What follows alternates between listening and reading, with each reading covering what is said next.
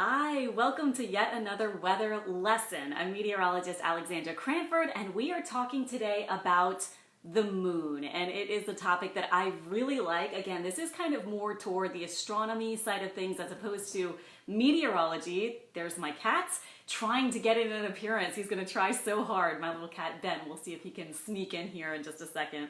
But yeah, so I'm coming to you today from my home. It's 1 p.m. on a Tuesday afternoon. And welcome to everyone joining me. It's so nice to have you guys. Thank you for spending a little time with me. Maybe you just had lunch, maybe you did something earlier today and are kind of ready for a little bit of a weather lesson. So today, again, we are talking about the full moon. I am excited about tonight's full moon, and you may have, if you've kind of looked on things online or seen some websites pop up, that tonight's going to be a supermoon, especially big, especially bright. And I was excited about it, but of course we do have clouds. So viewing for tonight's supermoon is not going to be perfect by any means in New Orleans. We're going to have mostly cloudy skies, but I've been surprised before. Sometimes, we'll have a cloudy forecast at night or a mostly cloudy forecast, and sometimes all you need is a little break in the clouds or maybe just kind of a thinner layer here or there, and you can still see the moon. So I think I'm still going to try to look at it tonight, even though we do have mostly cloudy conditions forecast. But we are talking today about the supermoon. So what we are going to just cover is just what a supermoon is. We're going to talk a little bit about other phases of the moon and then about moon names. So this one is super fun for students joining me today. I hope that you enjoy this lesson because the moon is something so relatable. We see it every night. If you're up early enough, you see it in the morning too, and sometimes you can see it during the daytime hours. That's a common thing as well. If you look closely, it's not glowing, but you can see it then as well. So, supermoon, what is that? If you are like me and you really did not hear this term before maybe several years ago, then I think you're like all of us because it wasn't a very common term. What it used to be called was a perigean full moon. But it was coined in 1979. Someone started to say, oh, it's a supermoon, and kind of got this name. And so some people at earthsky.org, if you guys know that website, I love that website. They have a lot of good stuff. They kind of tracked down where was the first reference to a supermoon. And they said it was Richard Knoll in 1979, an astrologer, interestingly. And then it kind of became more common, and now we call a perigean full moon, which I'll explain in a second. We call it the kind of little bit more interesting and exciting name of full supermoon. So supermoons, here is kind of the bigger picture about what it actually means. Essentially, the supermoon is just a little bit closer to the Earth than other full moons. So it makes it look up to 14% bigger and 30% brighter.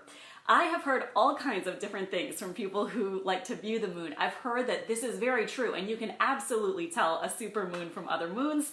I've also heard that, you really can't tell. It just looks like a big, beautiful full moon, just like most of our full moons do. But I think there probably is just a very slight difference for most of us who are not extremely into astronomy. We could probably tell a little bit supposedly from the naked eye, just that it's a little bit bigger and a little bit brighter.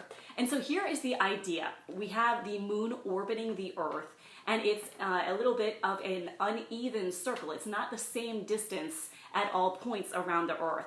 So when the full moon corresponds to this side where the Earth's orbit, or the moon's orbit brings it a little closer to Earth, then it can be called a perigee. This is where it's at its point closest to the Earth, and if that is a full moon, then it can be a perigean full moon. If it happens, the full moon away from the Earth, that could also be called, sometimes instead of supermoon, you might hear the term micromoon, and that means it looks a little bit smaller because its point in its orbit around the Earth is a little bit farther away. So that's the idea of the perigean full moon, is that it's closer, and so to us, it appears just a little bit bigger and a little bit brighter. Again, today with the cloud cover, I don't know, might be a little bit iffy, but you may have spotted an almost full moon last night, and I thought it was really looking good. In fact, the day or two before and after a full moon, when it officially happens, usually looks pretty beautiful, I think. So that is the idea behind the supermoon. Again, a term that we didn't really use a while ago. It's kind of become a very common term over the past several years, maybe the past 5 to 10 years or so. I've noticed it. And there are actually 3 of these supermoons all in a row. This is the middle one, and this one tonight is actually the biggest and brightest, or the closest full moon that we have of 2020. So it should be rather pretty. As we talk about the moon, especially for students who are joining me, there are all these different phases of the moon, and I love to note what time of the month and what kind of phase of the moon we are in. So you can see this is the general idea. I don't know if you guys know, I like to draw a little bit, and so I actually have some artwork, I guess you could call it, that I have drawn and have had framed in my house before of these different phases of the moon because I love it so much. So we will start with the full moon, and here's the general idea. It reaches all of these phases for my student friends in about 1 month. So if you start with the full moon, which is happening tonight, then in about several days, it will eventually start to look more like this, which we would call the waning gibbous moon. And eventually, half moon. The real term for that is third quarter moon. So that would be in about a week, we will see it like this. Then eventually it gets to what we would call the waning crescent. And that is my favorite moon. I love a crescent moon. I just think those are so beautiful, and I get excited when I see them. Then eventually we would reach the new moon, where of course the moon is completely in shadow and it looks completely dark. Eventually we would get to a waxing gibbous. And then after about 3 weeks, we would reach the first quarter, then a waning gibbous, and then we're back to the full moon. And so again, this cycle of the moons takes about 1 month. Each of these kind of points would be about 1 week. So this is about 2 weeks from now. And then this would be about 3 weeks. And then we're back to a full moon about this time next month. And as we talk about the moon, a lot of people sometimes ask what these different names for the full moons are.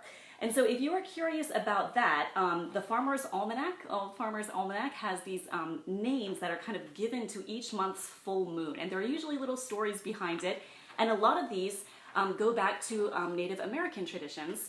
And these are kind of the generally accepted sort of titles for the full moons. There are other ones too. These are not the only ones. Sometimes there are 2 or 3 different things that you could call a full moon, but these are kind of the general ones that you would often hear or see. So we range from a wolf moon in January. In February, it would be the full snow moon. In March, it would be the worm moon. And some of these you can kind of see why the worm moon would be kind of around springtime. The April full moon is the pink full moon. So if you do see articles pop up that say, oh, it's a pink full moon tonight, pink's my favorite color, I would get super excited if I were going to see a truly pink colored full moon, but it's not going to look pink. It's just the name of the moon, and that's named after a little pink wildflower in North America. So that's why it has the name pink for the April full moon. Next month it will be the full flower moon, and then in June it's the strawberry moon, and then you can see which one is maybe your birth month full moon. Mine would be, I'm birthday in September, I would have the full harvest moon. Generally can be a very beautiful full moon, and we've done some special stories about that, why a full harvest moon looks especially pretty sometimes. So these are the different names. If you're in November, you have a beaver full moon, kind of interesting.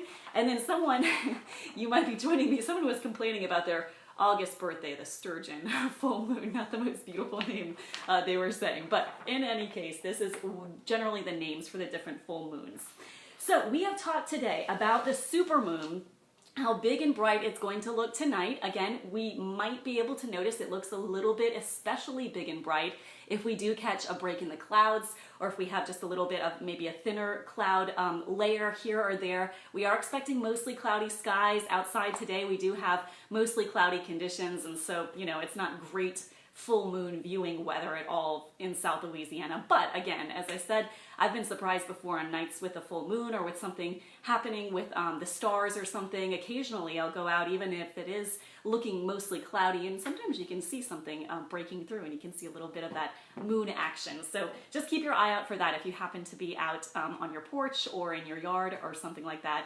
Tonight on our Tuesday night, it will be full in the 10 o'clock hour as for the moment, but again, it looks good all night, and then it will look good tomorrow night, and actually it did look good if you noticed it last night as well. So we are talking about the moon today, and if you missed some of these kind of things that we talked about, we did talk about the perigee full moon, that this is kind of what it used to be called, instead of a supermoon.